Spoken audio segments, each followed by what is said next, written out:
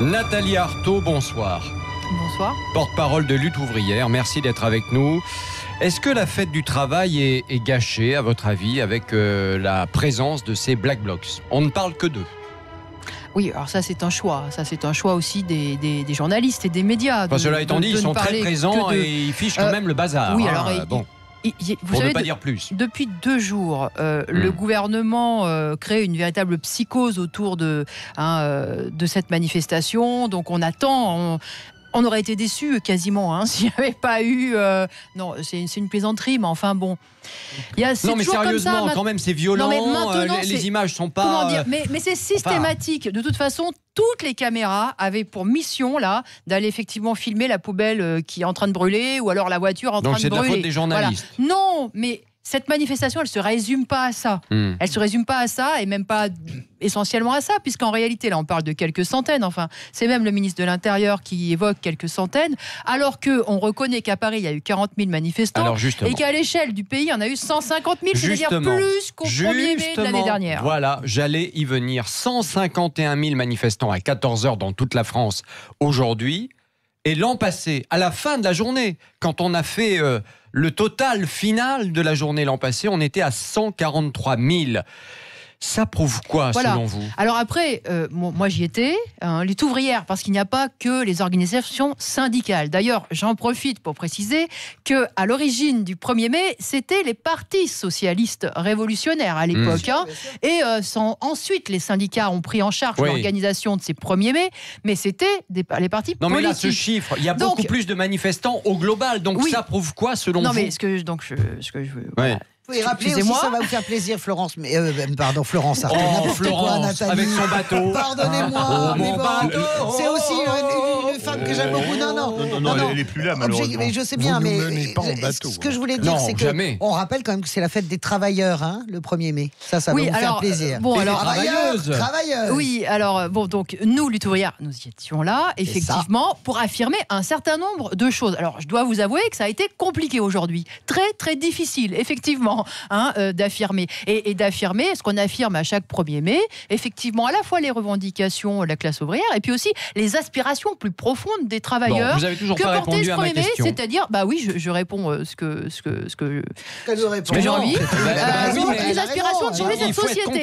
Alors, moi, je vous dis simplement, la question, c'est comment vous expliquez le fait qu'il y ait plus de gens aujourd'hui. 151 000, donc à 14h. L'an passé, à la fin de la journée, 143 000 manifestants. Évidemment, ça prouve quoi, ce qui est en train de se passer? Toute l'ambiance, enfin, ça ne vous aura pas échappé quand même qu'il y a eu une contestation sociale dans ce pays depuis 4 mois. Oui. Et bien sûr. Pas grâce aux syndicats. Merci les Gilets jaunes. Alors, pardon, mais merci les Gilets jaunes. Je ne vais pas porter la responsabilité des confédérations syndicales. Merci les Gilets jaunes aussi. J'ai précisément fait un point parce que je ne voulais pas que vous me fassiez porter le chapeau de la politique de la CGT. D'accord, mais ce que je veux dire par là, c'est que beaucoup de mal d'ailleurs par rapport dans cette séquence des Gilets jaunes. C'est plutôt grâce aux Gilets jaunes s'il y a du monde dans la rue aujourd'hui. Évidemment que c'est grâce aux Gilets jaunes qu'il y a beaucoup de femmes et d'hommes qui disent oui, on a toutes les raisons d'exprimer nos revendications, de ne pas accepter la situation, il faut se lever. D'ailleurs, vous savez, moi j'ai relevé une chose, c'est que le gouvernement est revenu sur la désindexation des pensions de retraite et aujourd'hui il s'en félicite. Il explique, vous voyez, on a été géniaux, on a su écouter, etc. C'est eux qui avaient désindexé quand même. C'est eux qui avaient désindexé, mais ce rétropédalage, il a été obtenu précisément parce qu'il y avait ces femmes et ces hommes dans la rue, en fait, depuis 4 mois. C'est ça la réalité. Bon, Nathalie Arthaud, on va vous retrouver dans un instant dans Les Vraies Voix sur Sud Radio. On vous pose cette question. Les Gilets jaunes ont-ils ringardisé les syndicats? On vous attend pour en parler. 0826 300 300 et les réseaux sociaux. Philippe Rossi. Les réseaux sociaux, c'est 86% de nos auditeurs qui pensent que oui, les Gilets jaunes ont éclipsé les syndicats. Ils se sont cuits eux-mêmes, nous dit Anne sur Twitter. Et une autre Nathalie nous dit marre des syndicalistes qui murmurent à l'oreille des politiques. Bon, chacun a son avis, visiblement. Écoutez, en tout cas, on se retrouve dans un instant pour débattre dans Les Vraies Voix sur Sud Radio. Et on va retrouver également une nouvelle fois Cyprien Pézeril qui est dans la manifestation. A tout de suite. Les Vraies Voix Sud Radio. Christophe Bordet.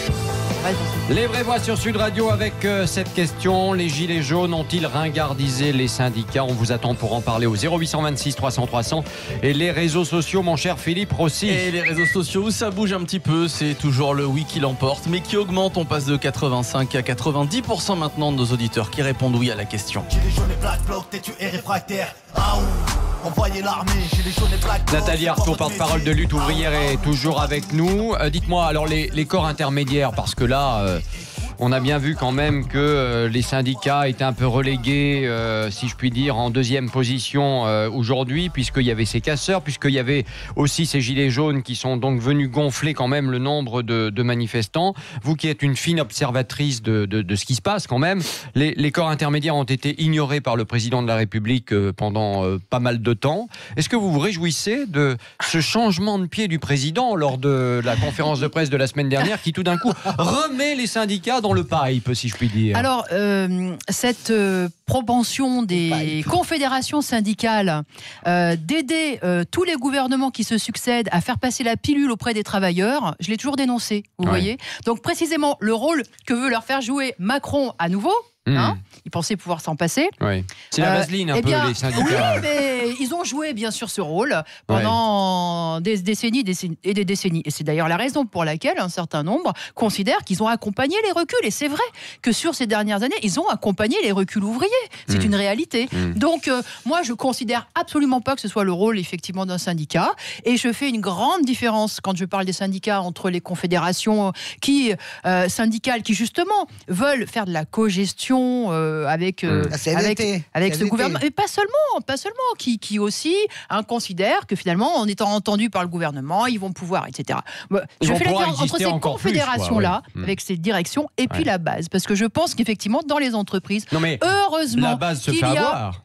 Heureusement que les salariés ont cette capacité de s'organiser collectivement dans les entreprises, parce que là où il n'y a pas de syndicat, je peux vous dire que c'est encore plus dur. Voilà. Alors, c'est pas forcément facile de s'organiser, mais c'est la base pour pouvoir réagir des gilets jaunes. Est-ce que vous arrivez à attirer des gilets jaunes vers vous, vers Lutte ouvrière ou pas? Écoutez, j'espère. Qu'est-ce que vous constatez? J'espère. En tout cas, vous savez, nous ne sommes pas, comment dire, nous ne sommes pas des magots vis-à-vis des gilets jaunes.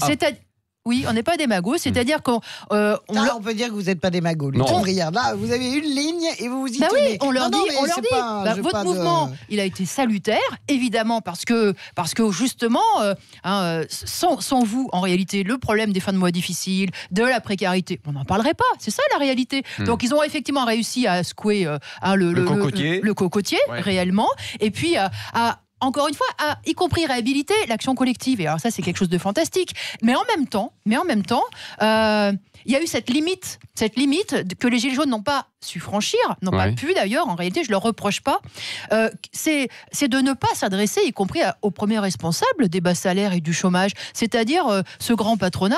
Regardez Auchan, par exemple, Muliez, qui, là, parce qu'il a une petite baisse, puis d'autres stratégies, il décide de mettre à la porte 800 personnes. Donc, il faut aussi demander des comptes. Ils seront mis dehors, il faut aussi demander des comptes à cette classe capitaliste là qui s'en met plein les poches. Hypermarchés qui vont fermer. Ils se sont limités finalement à taper sur Macron. Je ne vais pas défendre Macron, je pense qu'il a une responsabilité écrasante dans la situation. C'est bien normal aussi de s'adresser à Emmanuel Macron, surtout quand il désindexe les retraites, etc. Bon, mais c'est pas suffisant. C'est sûrement pas. Je pense que moi, voilà, pour finir, la situation, elle exige que l'on s'affronte aussi à cette classe capitaliste qui domine l'économie. Une femme de gauche s'adresse à vous. Oui, absolument. D'ailleurs, nous pouvons avoir quelques convergences, notamment sur. Je suis d'accord avec vous sur le MEDEF. C'est-à-dire que, en fait, le premier endroit où auraient dû aller manifester les Gilets jaunes, de mon point de vue, c'est faire le siège du MEDEF. Ils l'ont absolument pas fait. Comment vous expliquez cela?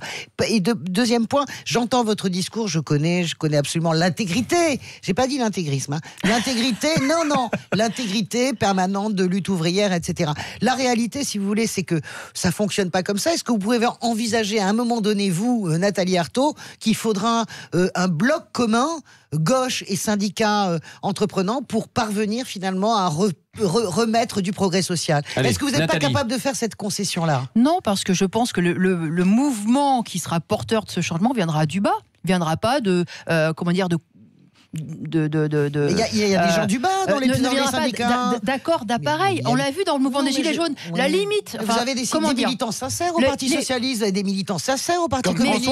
Mais vous avez des militants sincères CGTistes, CFDtistes. Pourquoi vous vous excluez comme ça? Bien sûr, mais ça ne passera pas par l'illusion qu'on pourra, au travers des élections, élire un super président. Mais parce que le pouvoir, il n'est pas là, précisément. Et c'est ça que nous voulons, nous, discuter avec les Gilets jaunes. C'est que ce qu'ils prennent pour le pouvoir n'est que l'ombre du pouvoir. Le pouvoir, c'est l'argent. Le pouvoir, c'est l'argent, c'est le capital. Vous savez, moi, j'étais frappée par Notre-Dame de Paris sur... Bon, ça m'a mis même beaucoup en colère de voir cet argent-là qui est arrivé par un claquement de doigts. Mais vous voyez, ils ont mis 1 milliard sur la table. Le budget du patrimoine, c'est 300 millions. Oui, bien sûr. Alors, quand on voit qu'à quelques-uns, ils ont 3 fois le budget du patrimoine, mais c'est ça pour plein de budgets.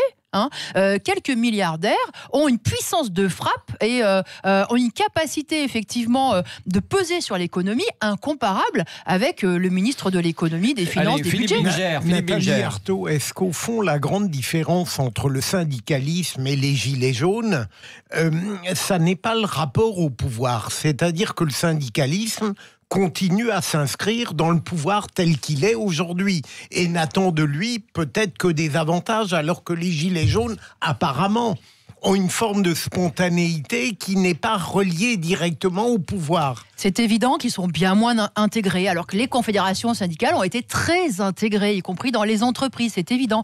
Mais l'autre problème, c'est que les Gilets jaunes, c'était un mélange de femmes et d'hommes, y compris...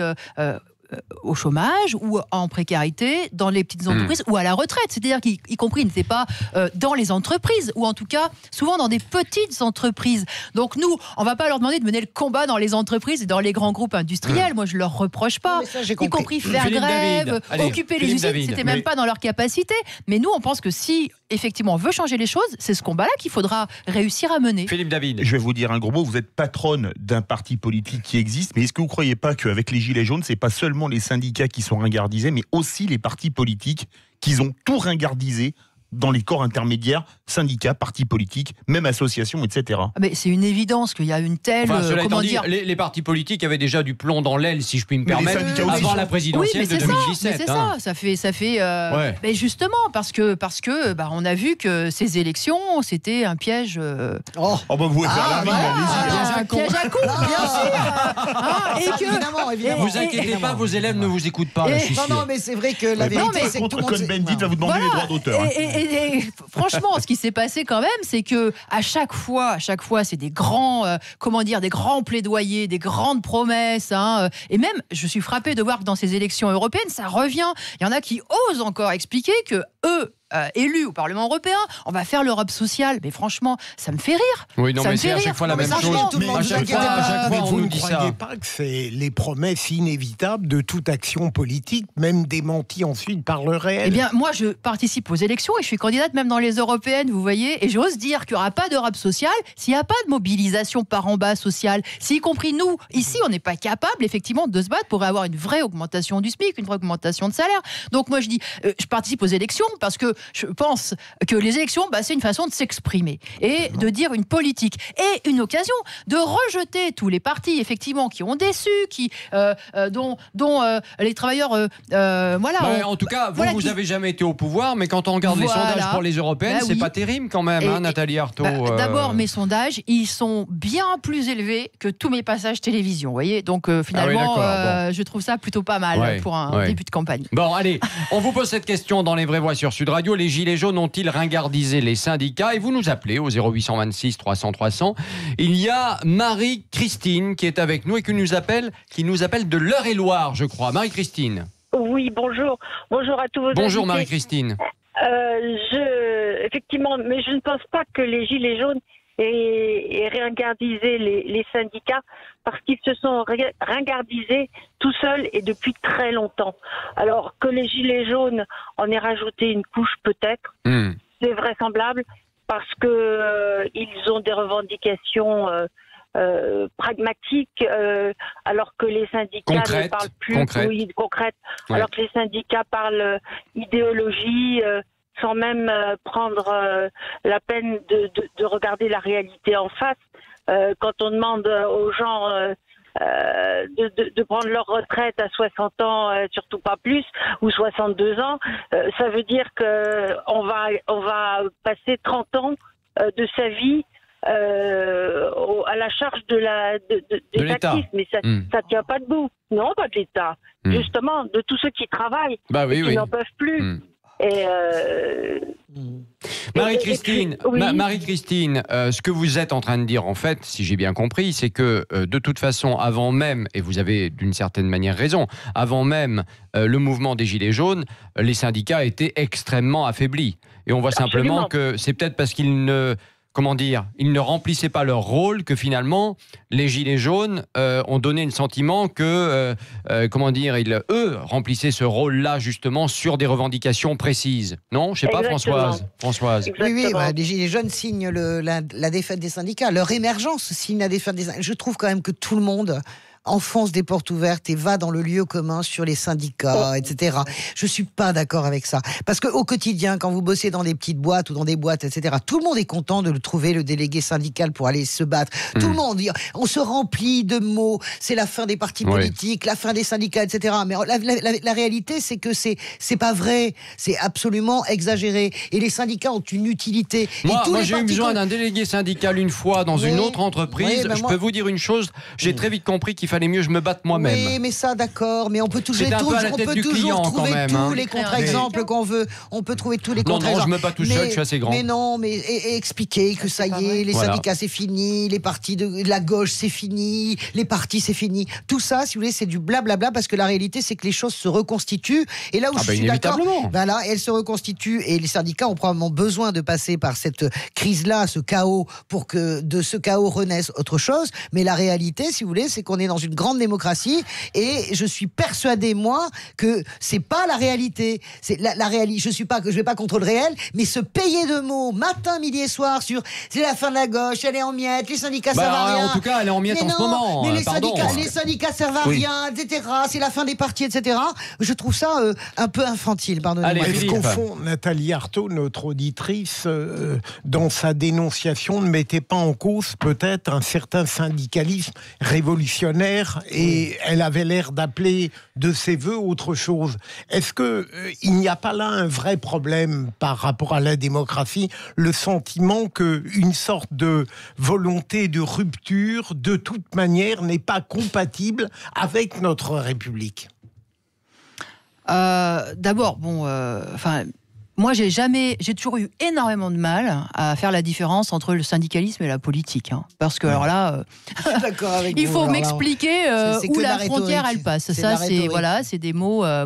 Après, pour moi, l'intérêt qui correspond, donc l'intérêt des travailleurs, c'est pas seulement de revendiquer des augmentations de salaire, c'est de revendiquer le contrôle sur la société. C'est effectivement une perspective révolutionnaire en réalité. Pour moi, c'est ceux qui se placent du point de vue des travailleurs, du point de vue des exploités, du point de vue des opprimés, il faut qu'ils aillent jusque-là. Parce que, vous voyez, y compris les travailleurs, ils peuvent mener des grandes luttes, ils peuvent avoir des augmentations de salaire, ils peuvent avoir des avancées sociales. Et puis, à partir du moment où c'est toujours là une minorité capitaliste qui reste au pouvoir, qui continue de régner, ça repart dans l'autre sens. C'est à nouveau aggravation de l'exploitation, à nouveau les rivalités qu'on connaît, y compris. Moi, j'étais frappée. Vous voyez, on parle souvent de 36, et pour moi, c'est une référence, effectivement. Mai, juin 1936, mais 3 ans après 36, il y a eu la Seconde Guerre mondiale. Parce que précisément, quand les travailleurs, ils vont pas jusqu'au bout de leur combat, qui, de mon point de vue, est celui de prendre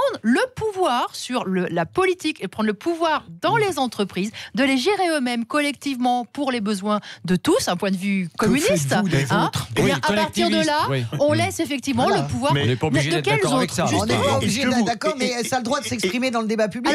C'est vraiment bien que ça s'exprime. Est-ce que vous ne croyez pas que c'est un formidable constat d'échec, et que finalement, c'est Warren Buffett, le milliardaire américain, qui avait raison quand il disait « La lutte des classes existe, je sais, c'est nous qui l'avons gagnée ». Ah bah, elle n'est pas terminée, la preuve, regardez, on est en train de discuter d'une manifestation. Ça fait rien changer du tout. Non, mais ça, c'est parler comme ça. D'une contestation sociale, on est en train de terminer. Vous dites ça fait rien changer du tout. Ils ont plus Pardon, mais oui, mais c'est ça. Enfin, les 10 milliards de Macron qui ont été saupoudrés, bon, c'est peut-être ça vaut ce que ça vaut. Mais en tout cas, les 10 milliards sont arrivés parce qu'il y a eu ce mouvement. Il y a les 5 milliards qu'on nous promet maintenant de baisse d'impôts, on verra bien. En tout cas, c'est arrivé grâce justement au moment des Gilets jaunes.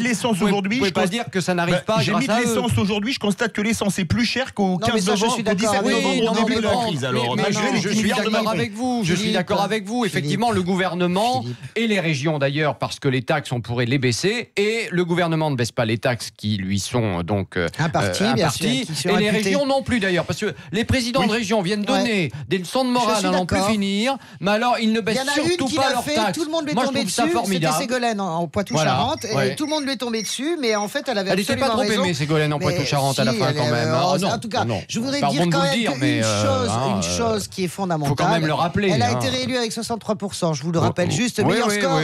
Voilà. Mais d'accord, mais enfin, sur la fin, il suffisait de discuter un peu avec les uns les autres. Ségolène, elle n'était plus vraiment aimée. Pardon de vous le dire. C'est pas mon sujet. Enfin bref, c'est le passé. Je termine. Je dis que on est tous là en train de raconter, etc. Je le redis. Toi, dont tu bénéficiais d'une semaine de 35 heures, t'es pas obligé d'aller bosser à la mine. Tout ça, c'est la lutte de combats sociaux. Tout le progrès social, il a. T'as pas compris ce que j'ai dit. Mais ça, arrête. On va faire le débat. Ça fait des années qu'on est dans le recul social. Oui, c'est une réalité. C'est pas vrai. Tu travailles plus 39 heures. On est d'accord. Mais tu gagnes moins. Et donc tu peux pas. Tais-toi, toi, Chabin. Ce que je veux te dire, c'est qu'il faut tous les gens qui critiquent aujourd'hui le progrès social sont les premiers à en profiter. Bien sûr. Bien sûr que ça passe par le combat. On va terminer parce que il est déjà 18h46. Mais c'est pas grave. Mais si, c'est grave. Justement, c'est grave. Et moi, je voulais juste vous dire une chose. Les 35 heures, c'est très bien. Sauf que les salaires n'ont pas suivi, donc résultat des courses, eh bien les gens, on nous a dit, moi je me rappelle Martine Aubry disant les 35 heures c'est formidable, on va pouvoir aller plus au cinéma, on va pouvoir aller plus ceci, cela. Mais on peut pas, on n'a pas de sous. Donc pardon, mais je suis pas sûr que c'était la bonne solution. En tout cas, là où je suis d'accord, 150 000 emplois, c'est déjà pas mal. Je suis d'accord avec Nathalie Arthaud, il y a un gros problème de salaire dans ce pays. Absolument. Parce qu'on peut pas dire sans arrêt que le boulot ça doit rapporter et en même temps avoir des salaires de misère. Tant que ça sera comme ça ne marchera pas. Voilà, ça c'est une réalité. Mais il y a aussi un problème de chômage. Et dire qu'il faut travailler plus, ça veut dire qu'il y aura encore plus de chômeurs. Donc de toute façon, il faut. En fait, on est d'accord là-dessus. L'idée de travailler plus. Enfin, ce qui est vrai, c'est qu'effectivement, sur la retraite aujourd'hui, on nous dit 62 ans, c'est l'âge légal, etc. Mais pour toucher la retraite pleine, il faudra travailler 1 an, 2 ans en plus, etc. Et moi, c'est ce que j'avais envie de répondre à la dame qui a téléphoné tout à l'heure. Il y a des pourcentages de dingue chez les quinquas qui n'ont pas de boulot, quoi. C'est une honte, ce pays. C'est une honte. C'est une honte. Bon, allez, chers amis, le temps passe trop vite. On vous pose cette question dans Les Vraies Voix sur Sud Radio. Les gilets jaunes ont-ils ringardisé les syndicats? Allez, résultat définitif sur les réseaux sociaux. Philippe Rossi. Allez, score final sur Twitter, oui. Et c'est un grand oui d'ailleurs. Les gilets jaunes ringardisent les syndicats pour 90% de nos auditeurs.